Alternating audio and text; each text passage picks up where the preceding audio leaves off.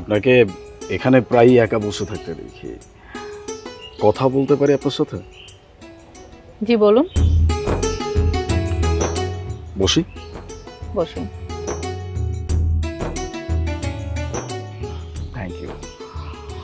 বলছিলাম আপনাকে প্রায়ই এখানে একা বসে থাকতে দেখা যায়। একবার বলছেন, পরের লাইনটা বলেন। মানে আমার প্রশ্নটা হচ্ছে আপনি একা কেন বসে থাকেন? সাথে তো কাউকে নিয়ে আসতে পারেন। বুঝতে পেরেছি, আপনি জানতে চাচ্ছেন আমার কোনো বয়ফ্রেন্ড আছে কিনা, তাই তো? না, নেই। তারপরের লাইনটা বলুন। আপনি খুব স্ট্রেট ফরওয়ার্ড কথা বলেন। হ্যাঁ, আপনি একদম ঠিক বলেছেন। আমি ঘুরিয়ে ফিরিয়ে কথা বলতে পছন্দ করি না, আর যারা ঘুরিয়ে ফিরিয়ে কথা বলে তারা কথা গিট্টু লাগিয়ে চলে যায়। অনেক বাস্তববাদী একটা মানুষ আপনি। গ্রেট। ইমপ্রেস করার চেষ্টা করছেন? দেখুন, আপনি এইভাবে কথা বললে তো আমি কথাই বলতে পারবো না। আমি আপনাকে কি বলবো, আপনি সেটার উত্তর কি দিবেন, আমার এখন ভয় হচ্ছে।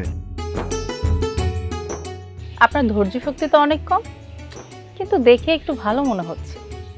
কিভাবে? যারা বেশি মেয়ে পটায় তারা এত সহজে হাল ছেড়ে দেয় না, কিন্তু আপনি তো অল্পতেই হাল ছেড়ে দিয়েছেন। বোঝা যাচ্ছে আপনাকে দেখে আপনার অভ্যেস কম। কিসের? এই যে মেয়ে পটানোর। ইমপ্রেস করতেছেন? কই না তো।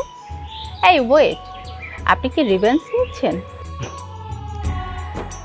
বলতে পারেন, ভালোই লাগছিল, খারাপ না। বাই দ্য ওয়ে, আমি আলিফ। আমি সোনিয়া। আচ্ছা সরাসরি বলুন তো, লাইন মারতে আসছেন?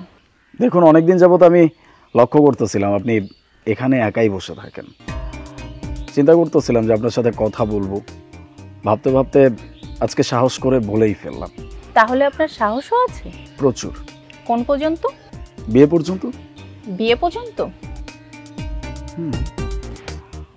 আপনার কাছে স্ট্যাম্প আছে? স্ট্যাম্প? হ্যাঁ, যদি স্ট্যাম্প থাকে তাহলে লিখিত কাজটা এখানেই সেরে ফেলি। আমার কাছে কোনো স্ট্যাম্প নেই, কিন্তু অনেকেই তো বলে যে সম্পর্কে যাব, রিলেশন করব, কিন্তু যখনই বিয়ের কথা বলা হয় তখন আর ওই সম্পর্কটা থাকে না, পালিয়ে যায়। আসলে প্রেম করতে সবারই ভালো লাগে, কিন্তু বিয়ে করতে ভয় পায়। অনেক প্রশ্ন আসে। উচিত কথা। তাহলে এক কাজ করি, পার্ক থেকে বের হয়ে 3 রাস্তার মোড়ে গেলে একটা কাজী অফিস আছে, চলেন বিয়েটা সেরে ফেলি। জি না, আগে দুজন দুজনকে চিনি, তারপর বিয়েটা না হয় দেখা যাবে। ওকে, জো হুকুম। অ্যাটলিস্ট এখন একসাথে হাঁটা যাবে তো? শিওর।